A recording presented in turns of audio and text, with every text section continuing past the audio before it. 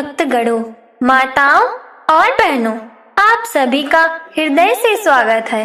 आज की यह कथा बहुत ही विशेष और हमारे जीवन के लिए अत्यंत कल्याणकारी है।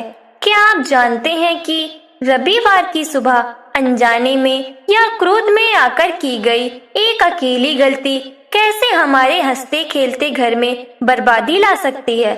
भगवान सूर्यदेव, जो इस संसार के साक्षात और प्रत्यक्ष देवता हैं, जो पूरी दुनिया को जीवन और प्रकाश देते हैं, उनकी एक छोटी सी अनदेखी हमारे जीवन में हमेशा के लिए अंधकार भर सकती है। आज हम इसी विषय पर एक बहुत ही शिक्षाप्रद कथा का रसपान करेंगे। अगर आपको यह कथा अच्छी लगे और इससे कुछ सीखने को मिले तो मेरा आपसे बहुत ही प्रेम भरा आग्रह है कि वीडियो को लाइक करके चैनल को सब्सक्राइब जरूर कीजिएगा, ताकि प्रभु की कृपा और ऐसी ही सुंदर कथाएं आप तक हमेशा पहुंचती रहे। चलिए दोनों हाथ जोड़कर भगवान सूर्य नारायण का ध्यान करते हैं और कथा में प्रवेश करते हैं। यह कहानी है एक बहुत ही साधारण और सीधे साधे परिवार की। एक छोटे से कस्बे में रोहित और उसकी पत्नी पूजा रहा करते थे। पूजा नाम के ही अनुरूप बहुत ही संस्कारी, धर्म कर्म को मानने वाली और भगवान में गहरी आस्था रखने वाली स्त्री थी। घर का सारा काम काज संभालना, बड़ों का आदर करना और हर दिन नियम से भगवान की पूजा पाठ करना उसका नित्य का काम था। खासकर भगवान सूर्य नारायण पर पूजा की बहुत ही अटूट श्रद्धा थी। वह जानती थी कि सूर्य देव ही वो प्रत्यक्ष देवता हैं जो हर दिन हमें दर्शन देते हैं और जिनकी कृपा से घर में मान सम्मान, स्वस्थ और धन की कभी कमी नहीं होती।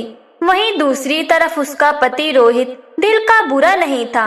वह मेहनत करके पैसे कमाता था और अपनी पत्नी का ख्याल भी रखता था, लेकिन पूजा पाठ, व्रत, उपवास और भगवान के नियमों को लेकर वह बहुत ही लापरवाह था। उसका मानना था कि इंसान को सिर्फ काम करना चाहिए। ये सुबह सुबह उठकर जल चढ़ाना या नियम धर्म मानना उसे समय की बर्बादी लगती थी। रोहित हफ्ते के 6 दिन खूब काम करता था, लेकिन रविवार के दिन वह अपनी सारी मनमानी करता था। रविवार को वह देर दोपहर तक सोता रहता था। अगर पूजा उसे सुबह उठने के लिए कहती तो वह चिढ़ जाता था।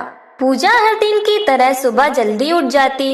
वह घर के आंगन को गोबर और पानी से लीपती, तुलसी माता की क्यारी साफ करती, स्नान करती और फिर तांबे के एक छोटे से लोटे में शुद्ध जल भरती। उस जल में वह लाल रोली, लाल चंदन, थोड़े से अक्षत और घर के ही गमले में खिले हुए लाल फूल डालती। जब पूर्व दिशा से सूर्य देव अपनी लालिमा बिखेरते हुए उदय होते तो पूजा बहुत ही श्रद्धा भाव से नंगे पैर आंगन में खड़ी होकर दोनों हाथों से लोटे को अपने माथे के ऊपर उठाकर सूर्य देव को अर्घ्य देती थी। जल की जो धारा नीचे गिरती थी उसके बीच से वह सूर्य देव के दर्शन करती और गायत्री मंत्र का जाप करती थी। यह उसका ऐसा नियम था जो उसने कभी नहीं तोड़ा था, लेकिन रोहित को अपनी पत्नी का यह नियम कभी कभी बहुत खटकता था। खासकर रविवार के दिन रोहित कहता, पूजा 6 दिन में मैं गधों की तरह काम करता हूँ। रविवार का एक दिन मुझे आराम का नहीं मिलता। तुम सुबह सुबह उठकर ये घंटी बजाना और मंत्र पढ़ना शुरू कर देती हो। मेरी नींद खराब हो जाती है।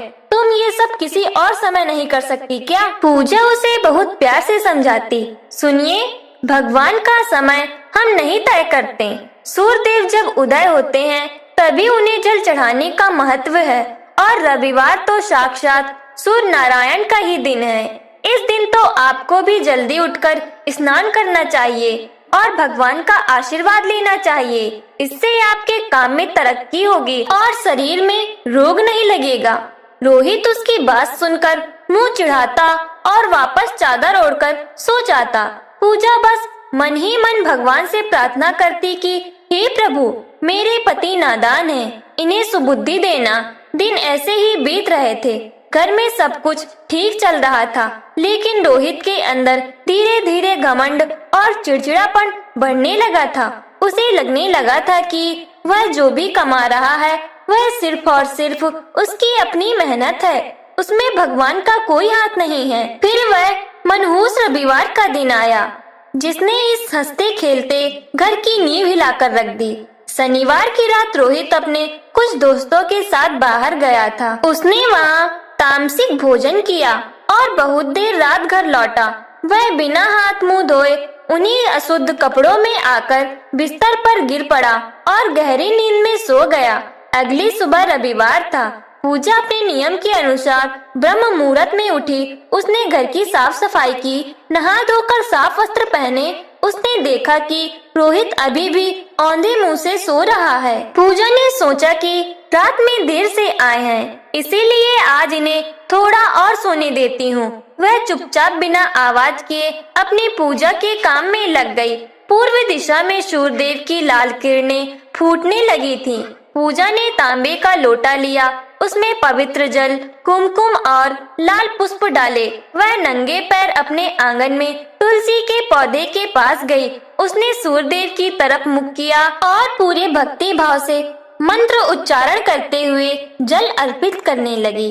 उसी समय सुबह की ताजी और तेज धूप सीधे रोहित के चेहरे पर पड़ी।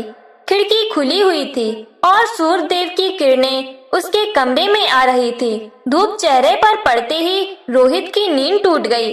रात की थकान और तामसिक भोजन के कारण उसका सिर भारी हो रहा था। धूप लगते ही वह एकदम से क्रोधित हो उठा।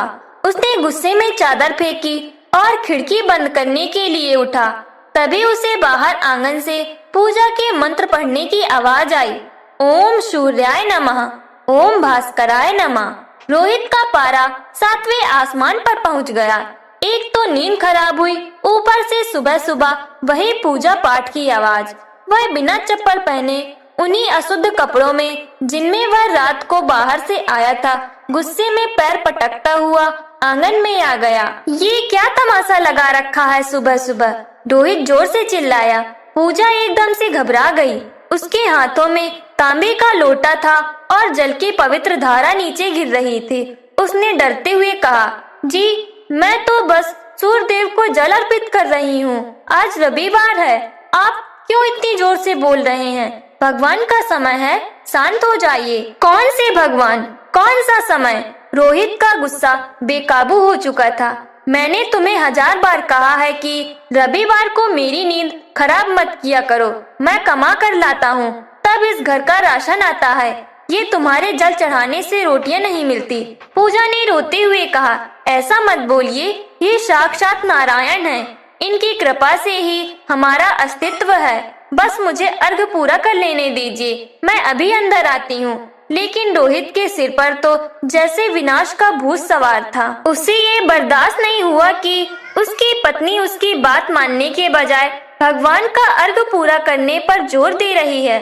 माताओं और बहनों, क्रोध इंसान की बुद्धि को कैसे नष्ट कर देता है, यह रोहित को देखकर साफ पता चल रहा था। रोहित ने आओ देखा न ताव देखा। वह सीधे पूजा के पास गया। वह भूल गया कि उसने रात के अशुद्ध कपड़े पहने हैं। वह भूल गया कि वह बिना नहाए धोए खड़ा है। उसने गुस्से में अपना पैर उठाया और पूजा के हाथों में जो जल से भरा तांबे का लोटा था उस पर जोर से लात मार दी। बंद करो ये नाटक, रोहित चीखा। लोटा पूजा के हाथों से छूटकर दूर जा गिरा। छन्न से आवाज हुई। सूर्यदेव को अर्पित किया जा रहा वह पवित्र जल, जिसमें कुमकुम और लाल पुष्प मिले हुए थे, वह जाकर नाली की गंदी मिट्टी में जा गिरा। तांबे का पवित्र लोटा आंगन में लुढ़कता हुआ दूर चला गया। वहाँ एकदम से सन्नाटा छा गया। पूजा सन्न रह गई। उसकी आंखें फटी की फटी रह गईं। यह क्या हो गया? यह कोई साधारण गलती नहीं थी।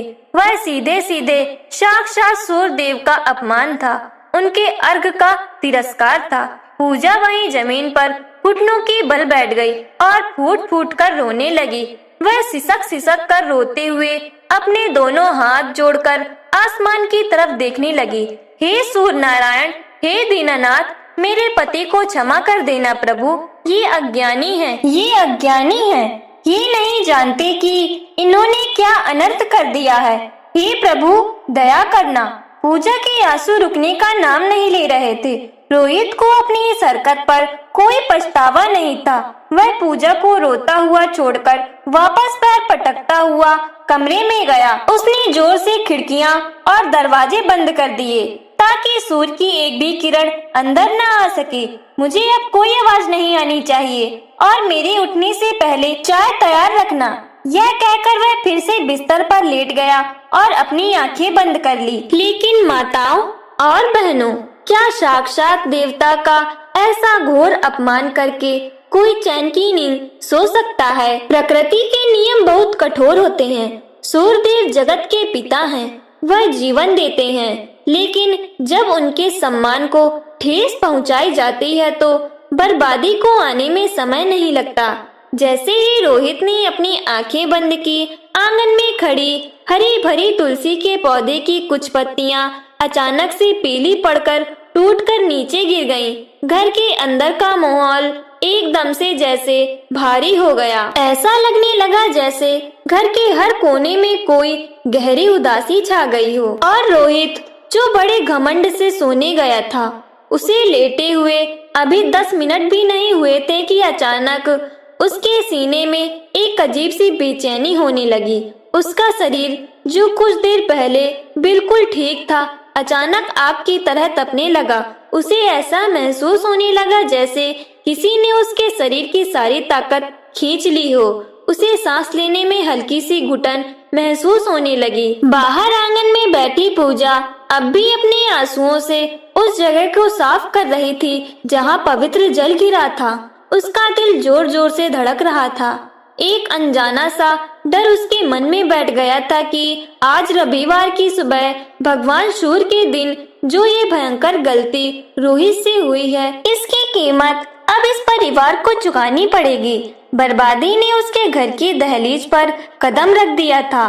रोहित बिस्तर पर लेटा हुआ था। उसे लग रहा था जैसे किसी ने उसे दहकते हुए अंगारों पर लिटा दिया हो। उसके पूरे शरीर से पसीना छूटने लगा, लेकिन उसका बदन आग की तरह तप रहा था। वह जोर जोर से हांफने लगा। उसकी आंखें लाल हो गईं। उसने पानी मांगने के लिए अपना मुंह खोला, लेकिन उसके गले से आवाज ही नहीं निकली। उसका गला पूरी तरह सूख चुका था। बाहर पूजा भारी मन से उस तांबे के लोटे को साफ पानी से धो रही थी। उसकी आंखों से अभी भी आंसू बह रहे थे। अचानक उसे अंदर से रोहित के कराहने की आवाज आई। वह लोटा वहीं छोड़कर दौड़ती हुई कमरे में गई। कमरे का नजारा देखकर पूजा के होश उड़ गए। रोहित बिस्तर पर बुरी तरह से तड़प रहा था। वह दर्द से झटपटा रहा था। पूजा ने घबराकर रोहित के माथे पर हाथ रखा। हाथ रखते ही वह पीछे हट गई। रोहित का माथा किसी गर्म तवे की तरह जल रहा था। क्या हो गया आपको? अभी तो आप बिल्कुल ठीक थे, पूजा रोते हुए बोली। उसने जल्दी से ठंडे पानी की पट्टियां रोहित के माथे पर रखनी शुरू की, लेकिन बुखार इतना तेज था कि पानी की पट्टी रखते ही वह पल भर में सूख जाती थी। पूजा ने तुरंत अपने पड़ोसी को बुलाया और गांव के ही एक वैद्य जी को घर ले आई। वैद्य जी ने रोहित की नज्म टटोली। उनकी आंखों में चिंता छा गई। उन्होंने कई तरह की जड़ी बूटियां दी, काढ़ा बनाकर पिलाया, लेकिन रोहित के शरीर का तापमान 1 इंच भी कम नहीं हुआ। वैद्य जी ने गहरी सांस लेते हुए कहा, बेटी पूजा, मैंने अपनी पूरी जिंदगी में ऐसा बुखार नहीं देखा। यह कोई आम बीमारी नहीं लग रही। ऐसा लग रहा है जैसे इसके शरीर के अंदर ही कोई आग जल रही हो। मेरी दवाइयाँ इस पर काम नहीं कर रही हैं। तुम इन्हें किसी बड़े अस्पताल में ले जाओ। यह सुनकर पूजा फूट फूट कर रोने लगी। माताओं और बहनों, भगवान की लाठी में आवाज नहीं होती। जब इंसान अहंकार में अंधा होकर देवता का अपमान करता है तो उसका परिणाम तुरंत मिलता है। रोहित ने साक्षात सूर्य नारायण के अर्घ को लात मारी थी। उसी सूर्यदेव के तेज ने अब उसके शरीर को भस्म करना शुरू कर दिया था। दिन बीतने लगे। रोहित बिस्तर से उठने लायक नहीं रहा। वह जो अपनी मेहनत और कमाई पर घमंड करता था, अब अपने ही पैरों पर खड़ा नहीं हो पा रहा था। काम पर न जाने की वजह से उसकी नौकरी छूट गई। घर में जो थोड़े बहुत पैसे जमा थे वे सब उसकी दवाइयों में पानी की तरह बह गए। देखते ही देखते वह हंसता खेलता घर उजड़ने लगा। घर में राशन खत्म होने लगा। नौबत यहाँ तक आ गई कि पूजा को अपने गहने तक गिरवी रखने पड़े। जो रोहित हर दिन पूजा के नियम और धर्म का मजाक उड़ाता था, आज वह खुद एक बेबस और लाचार इंसान बनकर बिस्तर पर पड़ा हुआ था। उसकी आंखों के नीचे काले गड्ढे पड़ गए थे। उसका शरीर सूख कर कांटा हो गया था। मेरे प्यारे भक्तगणों, माताओं और बहनों, हम सभी इंसान हैं और हमसे गलतियां होती हैं, लेकिन भगवान बहुत दयालु हैं। अगर आपको इस कथा से कुछ सीख मिल रही है तो मेरा बहुत ही प्यार भरा आग्रह है कि आप वीडियो को लाइक करके चैनल को सब्सक्राइब जरूर करें। भगवान सूर्यदेव आप सभी के परिवारों पर हमेशा अपनी कृपा बनाए रखें। एक दिन की बात है, रोहित दर्द से बहुत ज्यादा करा रहा था। पूजा से अपने पति की यह हालत अब और नहीं देखी जा रही थी। वह दौड़कर घर के आंगन में आई। उसने देखा कि जो तुलसी का पौधा कल तक हरा भरा था वह पूरी तरह से सूख चुका था। पूजा वहीं जमीन पर बैठकर फूट फूट कर रोने लगी। वह सिसकते हुए भगवान से विनती करने लगी, हे दीनानाथ, हे सूर्यदेव, मेरे पति को क्षमा कर दीजिए। उनकी गलती की इतनी बड़ी सजा मत दीजिए प्रभु। मेरा सुहाग उजड़ जाएगा। मैं आपके आगे हाथ जोड़ती हूँ, नाक रगड़ती हूँ, उन्हें ठीक कर दीजिए। तभी वहाँ से एक बहुत ही वृद्ध और ज्ञानी साधु बाबा गुजर रहे थे। उन्होंने पूजा को ऐसे बिलक बिलक कर रोते हुए देखा। बाबा के चेहरे पर बहुत तेज था। वह रुक गए और पूजा के पास आकर बहुत ही मीठी और शांत आवाज में बोले, क्या बात है बेटी, तू इस तरह क्यों विलाप कर रही है? तेरे घर के ऊपर मुझे एक बहुत ही गहरी और काली छाया नजर आ रही है। पूजा ने अपने आंसू पोंछे और हाथ जोड़कर उन साधु बाबा को प्रणाम किया। उसने सिसकते हुए बाबा को रविवार की सुबह की वह पूरी घटना कह सुनाई। उसने बताया कि कैसे उसके पति ने क्रोध में आकर सूर्यदेव के अर्घ वाले पवित्र लोटे को लात मार दी थी। सारी बात सुनकर साधु बाबा ने अपनी आंखें बंद की और गहरी सांस ली। बेटी, बाबा ने बहुत ही गंभीर स्वर में कहा, तेरे पति ने अनजाने में नहीं बल्कि अहंकार में आकर बहुत बड़ा पाप किया है। सूर्यदेव इस ब्रह्मांड की आत्मा है। जो जल हम उन्हें चढ़ाते हैं वह हमारी श्रद्धा का प्रतीक होता है। उस जल को लात मारकर तेरे पति ने साक्षात नारायण का अपमान किया है। यह जो भयंकर ताप उसके शरीर को जला रहा है, यह कोई बीमारी नहीं बल्कि सूर्यदेव का प्रकोप है। यह सुनकर पूजा के पैरों तले जमीन खिसक गई। वह बाबा के पैरों में गिर पड़ी और रोते हुए बोली, महाराज, कोई तो उपाय होगा, कोई तो रास्ता होगा जिससे मेरे पति के प्राण बच सके। मैं अपने पति के लिए कोई भी कठोर से कठोर नियम या व्रत करने के लिए तैयार हूँ। बस आप मुझे रास्ता दिखाइए। बाबा ने उसे ढांढस बंधाते हुए उठाया। उन्होंने बहुत ही करुणा भरे स्वर में कहा, शांत हो जा बेटी। सूर्यदेव जितने तेज हैं उतने ही दयालु भी हैं। वह किसी का बुरा नहीं चाहते। अगर तू सच्चे मन से प्रायश्चित करे तो तेरे पति की जान बच जाएगी। तुझे रविवार का एक बहुत ही विशेष और कठिन व्रत करना होगा। पूजा ने तुरंत अपने आंसू पोंछे। उसकी आंखों में एक नई उम्मीद जाग उठी थी। आप जो कहेंगे मैं वही करूंगी बाबा। आप मुझे उस व्रत का नियम बताइए। साधु बाबा ने अपने कमंडल से थोड़ा सा जल निकालकर पूजा के ऊपर छिड़का और बहुत ही शांत स्वर में बोले, बेटी, तुम्हें लगातार 11 रविवार तक सूर्य नारायण का कठोर व्रत करना होगा। रविवार के दिन भूलकर भी नमक का सेवन मत करना। ब्रह्म मुहूर्त में उठकर स्नान करके लाल वस्त्र धारण करना। उसी तांबे के लोटे में शुद्ध जल, लाल चंदन, कुमकुम, अक्षत और लाल पुष्प डालकर सूर्यदेव को अर्घ देना। अर्घ देते समय जो जल नीचे गिरे उसे एक साफ बर्तन में इकट्ठा कर लेना। वही पवित्र जल तुम्हारे पति के लिए औषधि बनेगा। और सबसे बड़ी बात, तुम्हारे पति को अपने हृदय से बिना किसी अहंकार के भगवान सूर्य से अपने किए की क्षमा मांगनी होगी। जब तक उसका मन साफ नहीं होगा कोई व्रत फलित नहीं होगा। इतना कहकर साधु बाबा वहाँ से अंतर ध्यान हो गए, मानो साक्षात सूरदेव ही भेष बदलकर उसे रास्ता दिखाने आए हो। पूजा ने बाबा के बताए अनुसार उसी दिन से व्रत का संकल्प ले लिया। वह अंदर कमरे में गई। रोहित दर्द से कराह रहा था, लेकिन आज उसकी आंखों में घमंड नहीं बल्कि बेबसी के आंसू थे। उसने सारी बातें सुन ली थी। बीमार और लाचारी ने उसके सारे अहंकार को तोड़कर रख दिया था। रोहित ने कांपते हुए हाथों से पूजा का हाथ पकड़ लिया और सिसकते हुए बोला, मुझे माफ कर दो पूजा, मेरे घमंड ने ही आज मुझे इस हालत में पहुंचाया है। मैंने उस दिन साक्षात जीवन देने वाले देवता का अपमान किया, तुम्हारे पवित्र भाव को ठेस पहुंचाई। मैं बहुत बड़ा पापी हूँ, क्या भगवान मुझे कभी क्षमा करेंगे?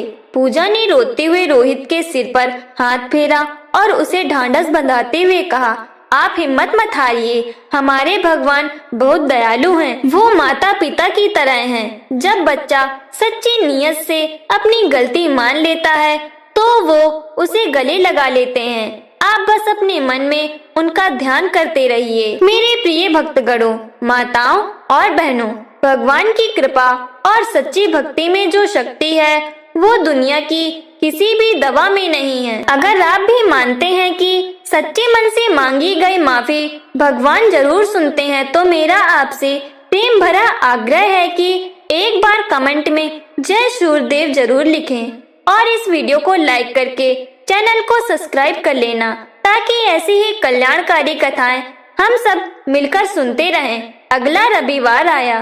पूजा ने रात भर जागकर भगवान का भजन किया। सुबह जल्दी उठकर उसने आंगन को गोबर से लीपा, नहा धोकर लाल साड़ी पहनी। आज रोहित ने भी बहुत हिम्मत करके पूजा से कहा कि उसे भी आंगन में ले जाए। पूजा ने पड़ोसियों की मदद से रोहित को एक चारपाई पर लिटाकर आंगन में रखवा दिया। पूर्व दिशा से सूर्यदेव की लाल किरणें फूटने लगी। पूजा ने उसी तांबे के लोटे में जल, लाल चंदन और पुष्प लिए। उसने एक साफ पीतल की थाली नीचे रखी और बहुत ही श्रद्धा भाव से सूर्यदेव को अर्घ्य देने लगी। ओम सूर्याय नमः, ओम आदित्याय नमः। चारपाई पे लेटे हुए रोहित ने अपने दोनों हाथ जोड़ लिए। उसकी आंखों से पश्चाताप के आंसू बहने लगे। उसने मन ही मन रोते हुए कहा, हे सूर्य नारायण, हे जगत के पालनहार, मैं अज्ञानी हूँ, मूर्ख हूँ, मेरे अहंकार को क्षमा कर दीजिए प्रभु। मुझे एक और जीवन दान दीजिए, मैं जीवन भर आपका दास बनकर रहूंगा। रोहित फूट फूट कर रो रहा था। उसके आंसू उसकी सच्ची माफी की गवाही दे रहे थे।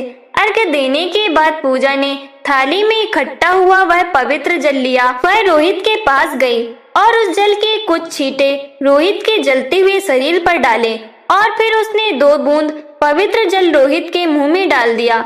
माताओं और बहनों, जैसे ही वह पवित्र जल रोहित के शरीर और कंठ में गया, एक चमत्कार हो गया। जो रोहित इतने दिनों से आग की तरह तप रहा था, उसके शरीर का तापमान अचानक कम होने लगा। उसकी सांसों की घुटन एकदम से दूर हो गई। उसके चेहरे पर जो दर्द की लकीरें थी वो गायब होने लगी। रोहित को एक बहुत ही गहरी और शांति भरी नींद आ गई। कुछ घंटों बाद जब रोहित की आंख खुली तो उसने पाया कि उसका बुखार पूरी तरह उतर चुका है। उसके शरीर में एक नई ऊर्जा और ताकत आ गई थी। वह बिना किसी सहारे के खुद अपनी चारपाई से उठकर खड़ा हो गया। पूजा यह देखकर खुशी से रो पड़ी। दोनों पति पत्नी ने मिलकर सूर्यदेव की तरफ हाथ जोड़े और साष्टांग प्रणाम किया। उस दिन के बाद से रोहित पूरी तरह बदल गया। जो इंसान रविवार को देर तक सोता था, वह अब हर सुबह सूर्य उगने से पहले उठता। वह खुद स्नान करता, पूजा के लिए फूल लाता और दोनों पति पत्नी मिलकर सूर्यदेव को अर्घ्य देते। रोहित का घमंड हमेशा के लिए टूट चुका था।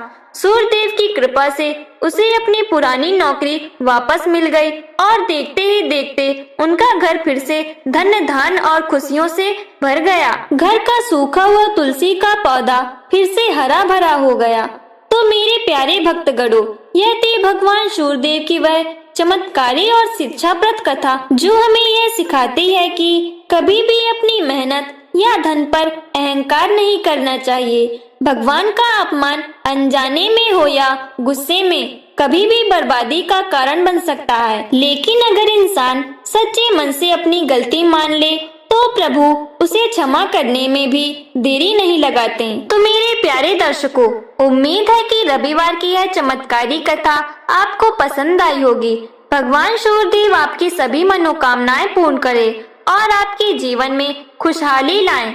जाते जाते कमेंट में जय सूर्यदेव जरूर लिखें और इस कल्याणकारी कथा को अपने मित्रों और परिवार के साथ शेयर करें। तो बड़े भक्ति भाव के साथ बोलिए सूर्य नारायण भगवान की जय।